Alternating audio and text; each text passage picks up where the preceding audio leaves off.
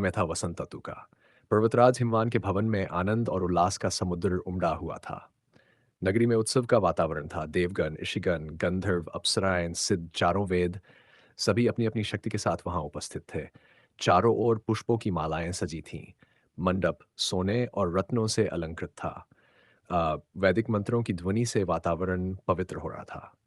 वर रूप में भगवान शंकर, अब देखो भक्तों, स्वयं भगवान शंकर त्रिपुरारी भूतनाथ वर के रूप में आगे बढ़ रहे हैं। जटाओं से गंगा की धारा बह रही है। मस्तक पर अर्धचंद्र सुशोभित है। गले में वासुकी नाग का आभूषण है। शरीर पर भस्म का लेप है और वाहंबर वस्त्र है। साथ में भूत प्रेत, योगिनियां, शिवगण और देवगण भी चल रहे हैं। यह बारात साधारण नहीं बल्कि अद्भुत और अलौकिक है। देवताओं ने पुष्पवृष्टि कर उनका स्वागत किया। कन्यादान का पावन क्षण, अब वह क्षण आया जिसका पर्वतराज हिमवान और माता मैना ने वर्षों से स्वप्न देखा था। ऋषियों ने मंडप में अग्नि प्रज्वलित की। वैदिक मंत्र गूंजने लगे, इदम कन्यादान, इदम शिवाय नमः। हिमवान ने अपनी कन्या पार्वती को प्रेम और श्रद्धा से आगे बढ़ाया।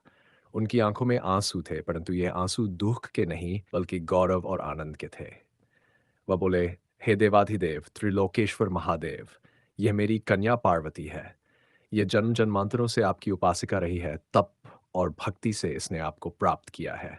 आज मैं इसे सच्चे हृदय से श्रद्धा और विश्वास सहित आपके चरणों में अर्पित करता हूँ। आप इसे अपनी अर्धांगिनी बनाकर सदा सर्वदा स्वीकार करें। हे महादेव, ये कन्या अब आपकी है। इतना कहकर हिमवान ने पार्वती का कोमल हाथ भगवान शिव के हाथों में रख दिया। यह क्षण इतना पवित्र था कि देवताओं ने आकाश से पुष्प वृष्टि की। गंधर्व वीणा बजाने लगे। अप्सराएं नृत्य करने लगीं। चारों ओर हर हर महादेव का जय घोष गूंज उठा। सप्तपदी और व्रतर्षियों ने अग्नि के चारों ओर सप्तति संपन्न कराई। माता पार्वती ने लज्जा सहित शिवजी के संग अग्नि की परिक्रमा की। शिवजी ने भी प्रेम और करुणा से पार्वती का हाथ थाम रखा था। विवाह के प्रत्येक मंत्र के साथ शक्ति और शिव का दिव्य मिलन और भी प्रगाढ़ होता गया। माता पार्वती ने वरमाला भगवान शंकर को पहनाई और महादेव ने भी पार्वती को वरमाला से सुशोभित किया। उस क्षण संपूर्ण ब्रह्मांड आनंदमग्न हो गया। प्रेम और तपस्या का संगम भक्तों, ये विवाह केवल एक विवाह नहीं था।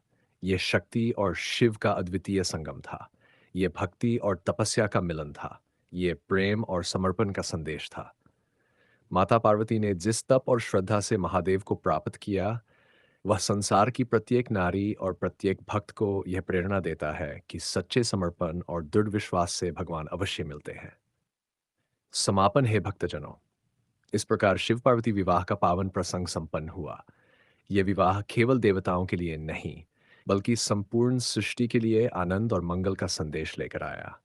तभी से यह विवाह सनातन प्रेम और अद्वितीय समर्पण का शाश्वत प्रतीक बन गया।